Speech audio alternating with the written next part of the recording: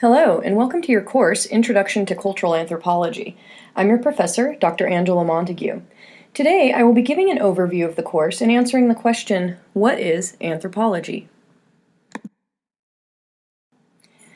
This lecture will cover an introduction to my work, a description of the course structure and objectives.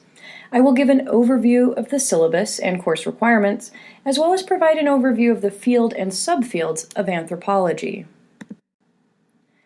My name is Angela Montague. I received my PhD in Cultural Anthropology in 2014 from the University of Oregon. My research focuses on international development, and I am particularly interested in the uses of tourism for social, political, and economic goals. My research takes place in the landlocked nation of Mali in West Africa. My fieldwork so far has centered around the city of Timbuktu, which is located on the southern edge of the Sahara Desert in Mali's northern region of the same name. I work with Kel Ansar Tuareg, an ethnic grouping of nomadic pastoralists who traditionally herded camels, goats, and sheep and had oasis gardens throughout the Sahara.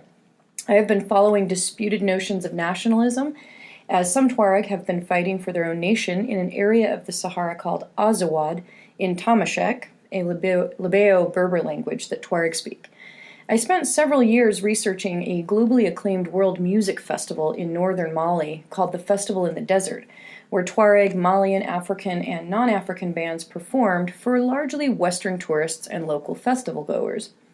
It was upset in 2012 when a group of extremists from North Africa joined with Tuareg rebels to attempt to found an Islamic state in Mali's northern regions. The area is still rife with conflict, something that I am continuing to follow and research, but which has been mostly subdued by foreign forces. I strive to make myself available to students, so if you have any questions or concerns, please email me and I will get back to you as quickly as possible. I'm happy to meet online or in person where possible, and I hope you enjoy the course. This course is an introduction to cultural anthropology and is particularly aimed at giving students the tools necessary for understanding world cultures from an anthropological perspective. Anthropology is the study of human beings from biological, archaeological, cultural, and linguistic perspectives. We will be focusing on the anthropological study of human cultures and the field of cultural anthropology broadly. We will investigate ways of comparing and contrasting the structures of social relationships and belief systems that operate in different cultural settings, aiming to, in the words of Melford Spiro, quote, make the strange familiar and the familiar strange, end quote. My goal is to put in context the worldviews and belief systems of a diversity of the world's people while simultaneously investigating our own, aiming to overturn previously held notions and prejudices that perpetuate misunderstandings and conflict.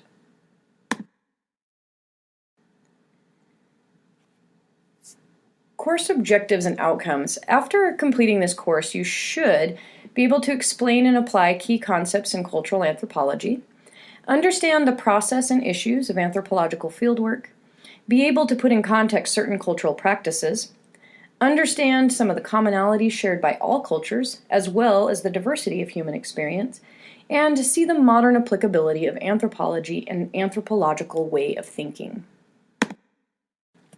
This is a non-traditional course in that there is no face-to-face interaction with the instructor. Some have a hard time being motivated to complete online courses because much of the work is dependent on the self-discipline of you, the student. As such, you have the responsibility of learning the course materials yourself by keeping up with the assigned readings, watching films, and completing thoughtful and analytical written assignments. In addition, you will need to have access to high-speed internet in order to take timed quizzes and also to watch assigned video clips. You must have access to these resources, if not at home, then on campus or somewhere. If you cannot, for whatever reason, access these resources, consider taking the course in a traditional classroom setting. We teach it several times a year. This course is broken into modules on Canvas. Each week you will do the readings and listen to audio lectures that correspond with the readings. There are several films as well. I have tried to make sure that I have links and that the videos are available for free. Occasionally you will need to purchase a film if you do not have, say, Amazon Prime or a Vimeo account, and that will be made clear on the syllabus or on Canvas. The learning objectives for Chapter 1 are to answer the following questions. What is anthropology? What are its subfields? Through what lenses do anthropologists gain a comprehensive view of human cultures? What is holism? What is globalization, and why is it important for anthropology? And how is globalization transforming anthropology? You will find the answers to these questions in your chapter. What is anthropology? Starting with the basics, the word anthropology derives from Greek roots. Anthropos means human. Logos generally means the study of. So, literally, anthropology is the study of humanity. The study of humanity is a very broad topic. Many other definitions have been offered for anthropology, and everyone has their own twist on them. Your textbook's definition states that, quote, anthropology is the study of the full scope of human diversity and the application of that knowledge to help people of different backgrounds better understand one another, end quote. This is still quite broad. Human diversity comes in many forms, from family structures, or kinship, to religion, from language to politics. For this lecture, we will examine anthropology's approach to the study of human diversity. First, we want to start with a background for anthropology as a discipline of study. We are in an academic setting, after all. Where did anthropology as a subject of study come from? Anthropology largely derived out of European colonial expansion. In the 18th and 19th centuries, transportation and communication technologies rapidly grew in sophistication. Train systems became more widespread, ships became faster and more reliable. Both trains and ships improved the speed of mail service. Eventually, the telegraph allowed for even more rapid communication. And these technologies effectively shrunk the time required for travel and communication around the world. These changes, this led to more rapid travel and communication, which brought Europeans into closer contact with the world's population. These changes brought diverse cultures into contact with one another. Europeans no longer had to rely on the reports of distant travelers, and they could see these peoples and places for themselves. Increased contact with foreign cultures brought about increased interest in foreign cultures, and this interest thereby laid the basis for anthropology. Many credit James Fraser, 1854 to 1941, and his book, The Golden Bough, as an origin point for the study of anthropology. In his book, Fraser collected myths from cultures throughout the British Empire. He attempted to classify them into similar forms. While his work was groundbreaking at the time, today Fraser's work would be seen as, quote, armchair effort. That is, he never left his armchair at home. Instead, he relied on other people's descriptions. As in any discipline, anthropology has many other famous scholars who helped to found and develop the field. Bronislaw Malinowski studied the inhabitants of the Trobriand Islands in the South Pacific. We'll look at him more closely in the next couple days. His work represents one of the first comprehensive ethnographies. And ethnography is a study of a living culture. More on ethnographies in a bit. Margaret Mead, very famous, 1901-1978, worked in Samoa studying family dynamics. The stress of adolescence, what leads to, say, teenage rebellion, was at the time seen as universal, but it was not seen in Samoa. This really fascinated Margaret Mead. Anthropologists have long worked with direct interests of their own societies. Franz Boas, 1858 to 1942, for instance, was one of the founders of anthropology in North America. He worked with many different Native American groups. His work had a particular focus on documenting Native groups before they were completely lost to the cultural and economic expansion of the United States. On many occasions, Boas worked directly with the U.S. government. The United States was facing increasing immigration from Europe as well as from other parts of the world. And even immigrants from Europe often faced prejudice and stigmatization upon arrival in the U.S. So Boas worked with the government to help educate the public about cultural and biological variability. A less discussed and virtually taboo version of anthropologists working with their own governments involves covert surveillance operations. Due to their cross-cultural knowledge, linguistic skills, and practiced observational skills, anthropologists are logical targets for recruitment by spy agencies. Engaging in such activities is now considered to be a violation of professional anthropological ethics. We'll talk about that more. But in both World War I and World War II, many anthropologists were recruited by the U.S. government. Famous one of these anthropologists turned spies was Sylvanus Morley. Morley is best known for his groundbreaking work studying the ancient Maya, but his knowledge of modern-day Mexico and Central America was considered to be a primary asset during World War I. So he was tasked with surveillance to ensure that German agents were not working in the region. Anthropologists today work from both their positive and negative legacies and work to expand the boundaries of the field. Anthropology has a unique approach, and right now we're going to look at some of the features that define modern anthropology, those that set anthropology apart from other disciplines that study humanity, such as sociology or political science. First, anthropology is global in scope. We are interested in kind of the global reach of humanity. Every individual on this planet makes up part of the continuum of human culture. Thus, every person is of interest to our larger studies. Anthropology traditionally focused on small-scale societies. It's focused particularly upon those that are not technologically sophisticated and which are minimally integrated into global systems. This is really an outgrowth of European colonial history. Europeans were interested in studying people different from themselves. Today, anthropologists strive to focus on all types of cultures. In recent years, there's been an increasing emphasis on studying urban cultures. Cities are composed of an amazing diversity of distinct yet integrated cultural groups, and urban anthropology has been an increasingly productive field. Second, anthropologists start with people and their local communities. So anthropology has traditionally started with the small scale and worked up or out. That is to say, anthropologists primarily focus on individuals, families, and local communities. This is in contrast to a top-down approach. For example, political scientists often approach topics from population-wide demographics, how many women and men live in a nation, or how are ethnic groups distributed within a state. These can be important and productive approaches, but are traditionally not considered starting points for anthropology.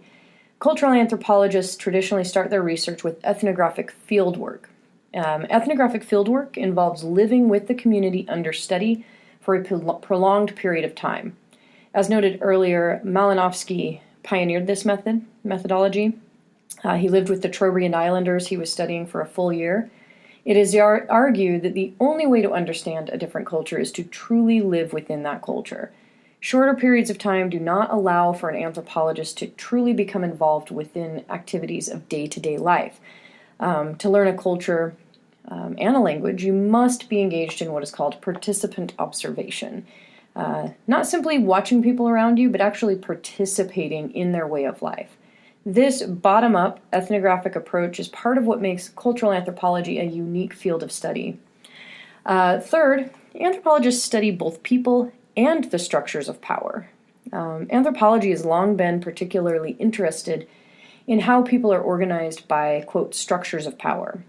Structures of power are pervasive throughout all cultures. To understand power, we cannot simply look at the top of the system of control. That is to say, we do not want to simply study social and political leaders, but the many stages and types of power. For example, families and their interactions are included in anthropology's study of power structures. Not all cultures view family and kinship in the same way, and some family systems are organized by purely patriarchal power systems. So in these systems, all power, including decision-making, economic matters, and even property ownership is controlled by male family members.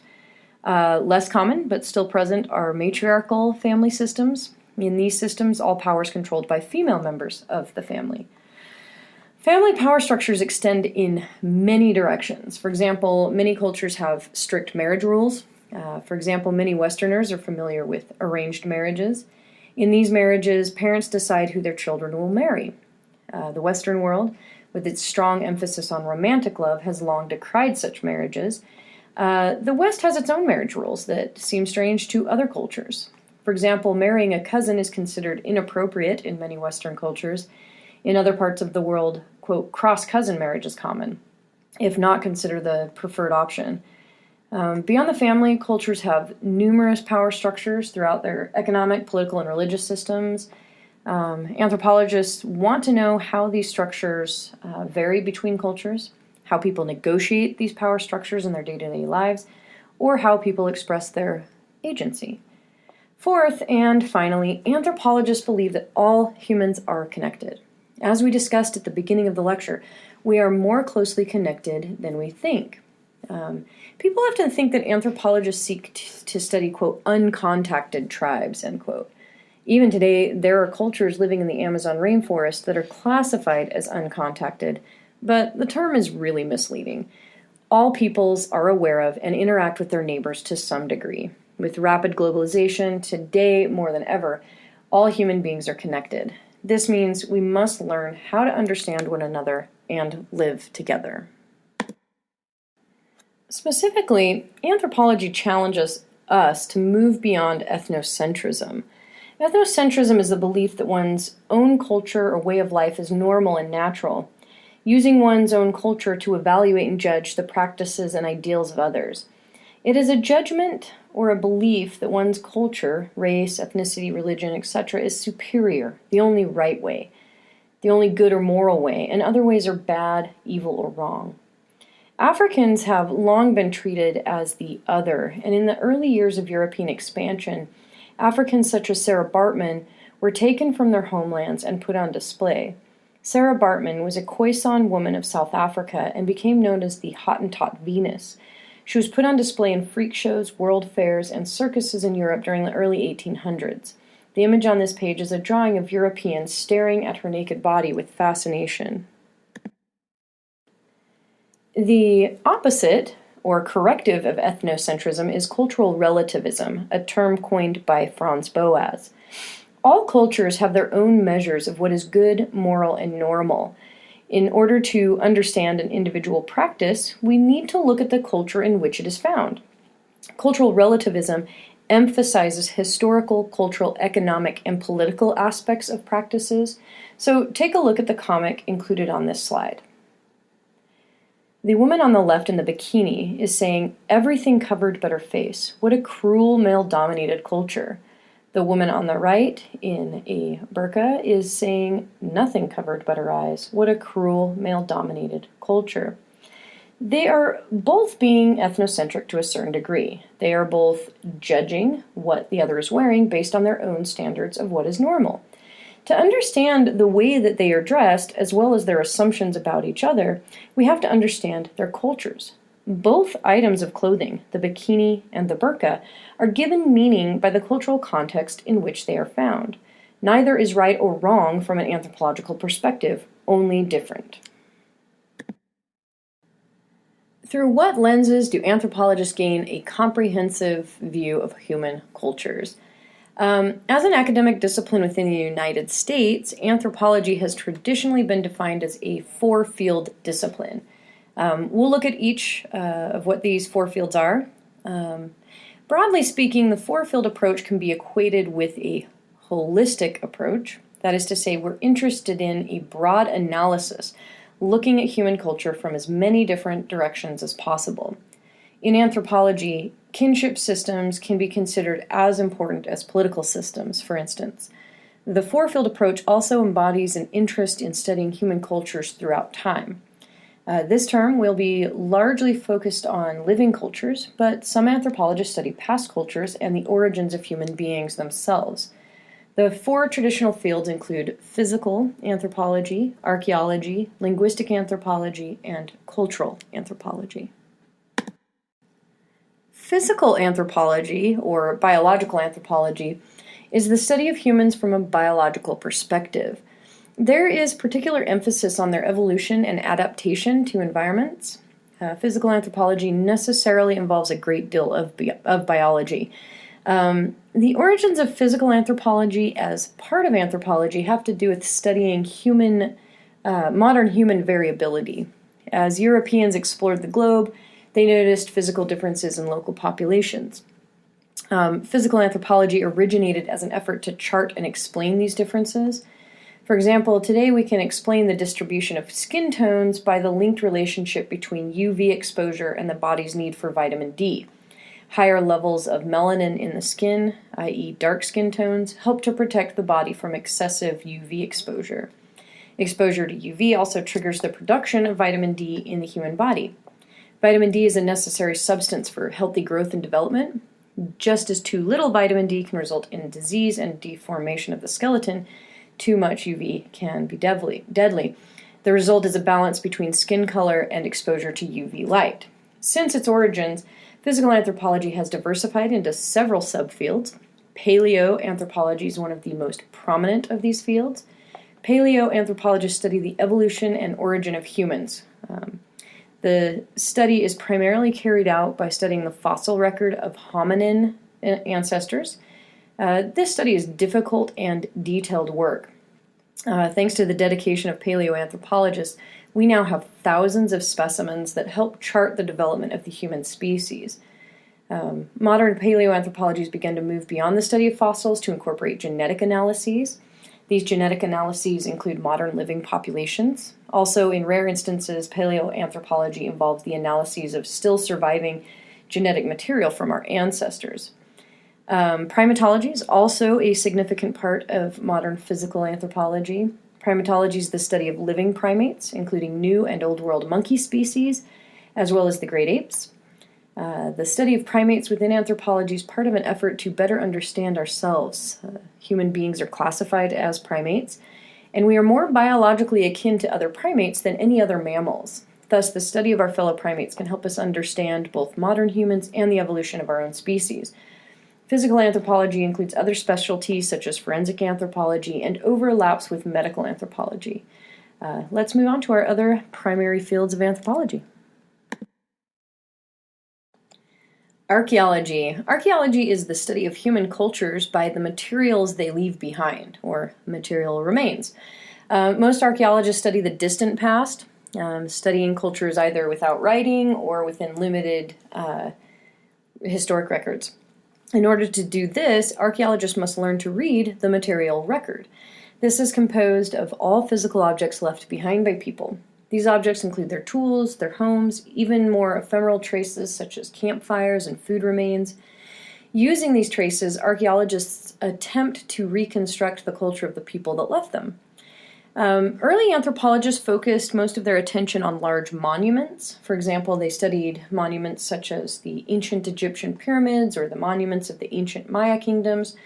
While these studies provided important information, archaeologists realized they were focusing on a narrow vision of cultural elites. Modern archaeology attempts to focus equally on the grandiose monuments of the elite and the simple homes of commoners. Such a balanced approach can provide us with a more accurate view of the total culture.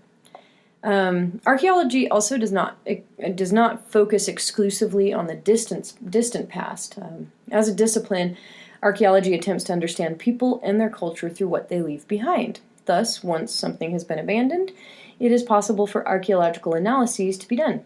The most famous example of contemporary archaeology is the Garbage Project, directed by William Rathje in Tucson, Arizona. The Garbage Project carried out excavations in Tucson's landfills to gain a better understanding of contemporary city residents. Linguistic anthropology. Linguistic anthropology is the study of human language and how it affects our culture and our worldview. Language is a complex system of communication. We assign meaning to arbitrary sounds. We build grammatical structures so that we can have meaningful communication. Human language is flexible and innovative. We can describe and communicate information about experiences that we've never had before. We can even use language to describe things that have never existed. Think of the literary genres of fantasy and science fiction. We can further adopt our languages to new circumstances. Emerging technologies result in new vocabularies and ideas. Texting, Skyping, Googling, etc. are good examples of these. The languages we speak also affect how we view the world around us. When American students learn a European foreign language, one of the first words they often learn is the verb for to be. Yet many languages do not have a verb that is equivalent to be. Try to go a whole day without using forms of to be. This means not saying I am, she is, they are, etc. It forces a different perspective of the world. The way other people use language also affects our perceptions of the world. For example, a person's accent often affects the way we think of them. In the United States, a British accent is often associated with intelligence, while an Appalachian accent is associated with a lack thereof, despite any actual judge of the speaker's intelligence. Linguistic has three main subfields: descriptive, historic, and sociolinguistics. Descriptive linguistics is dedicated to documenting and recording languages. Many languages that are spoken or have been spoken around the world do not have a written form.